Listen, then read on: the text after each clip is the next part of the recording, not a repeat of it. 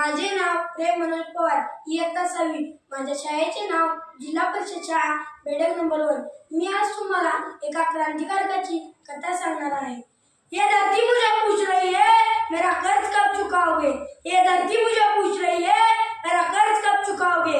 ये अंबर मुझे पूछ रहा है अपना धर्म कब निभाओगे। ये अंबर मुझे पूछ रहा है अपना धर्म कब निभाओगे। मैंने वचन दिया है भारत माँ को तेरा शीश नहीं झुकने दूंगा। मैंने वचन दिया है भारत माँ को तेरा शीश नहीं झुकने दूंगा। सौगंध इस मिट्टी की ये देश नहीं मिटने दूंगा। सौगंध इस मिट्टी की ये देश नहीं मिटने दूंगा। विद्यार्थी मित्रांनो, भारतात 1857 साली एक स्वतंत्र लढा झाला। त्या लढ्यात अनेक जण मृत्युमुखी पडले, अनेक जणांच्या घरांची राखारोळी झाली, अनेक जणांना फाशी सुद्धा मिळाली। आणि अशा या लढ्यात लहान तरुण कोवळी मुले सुद्धा होती। आणि त्यातील एक महत्त्वाचे नाव म्हणजेच अनंत लक्ष्मण कानोळे। या तरुणाची कथा मी आज तुम्हाला सांगणार आहे। हा तरुण माध्यमिक शिक्षण पूर्ण करण्यासाठी औरंगाबादला येतो काय, तेथे एका क्रांतिकारक कथेत भाग घेतो काय आणि एक अशक्य विलक्षण गोष्ट शक्य करतो काय, अशा या तरुणाची कथा मी आज तुम्हाला सांगणार आहे। भारतात 1857 साली एक स्वतंत्र लढा झाला। त्या लढ्यात शस्त्रांची कडक बंदी होती, परंतु सावरकर बंधूंनी पॅरिस सरदारांकडून पॅरिस जर्मनीची इस्त्री मागवली। त्यात असे लिहिले होते की कोरलेल्या पुस्तकाच्या आत ती पिस्तुले लपवलेली आहेत आणि अशी 20 ग्रामीण पिस्तुले लोट अमीद्वारे मुंबईमध्ये येणार होती व तेथून नाशिकसह सावरकर बंधूंच्या वेगवेगळ्या ठिकाणी रवाना होणार होती। पण त्यातील एक पिस्तूल लोटामीने स्वतःजवळ ठेवले व सावरकर बंधूंचा आणि त्याचा घात केला। सावरकर बंधूंच्या या उपद्व्यापामुळे पूर्ण जिल्हाभर राज्यगृहाचे वातावरण निर्माण झाले। जिल्ह्यातील तरुणांची माती भडकली आणि असा राज्यकारभार सांभाळण्यासाठी इंग्लंडचा IAS अधिकारी जॅक्सन याला बोलावण्यात आले। त्याने तो मराठीचा उत्तम जाणकार आणि संस्कृतचा अभ्यासक होता, तसाच तो मराठीचा एक विशेष वक्ता होता।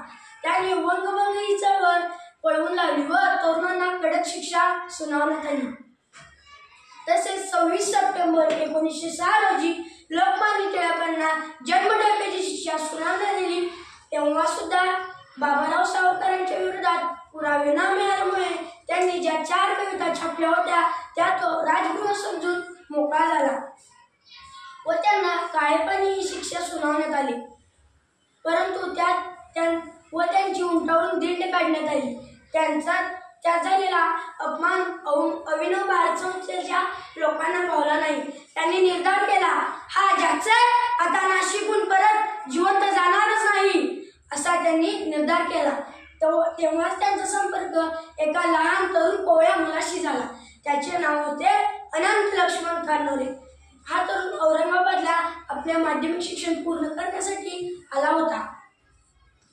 इकडे अभिनव भारत संस्थेने कट रचला व तिकडे जॅक्सन आपण केलेल्या कर्माची बक्षिसे मिळवत होता।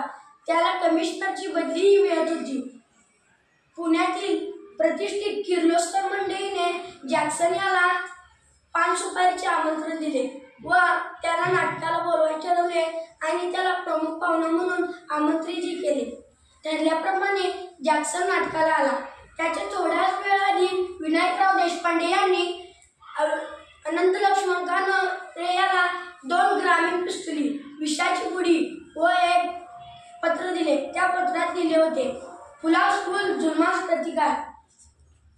या वस्तू घेऊन जॅक्सन येताच अनंत लक्ष्मण कानोळे त्याच्या पुढे जातो व त्याच्यावर बंदूक रोखून धाड धाड अशा गोळ्या चालू करतो, परंतु त्याचा हा वार फुका गेला।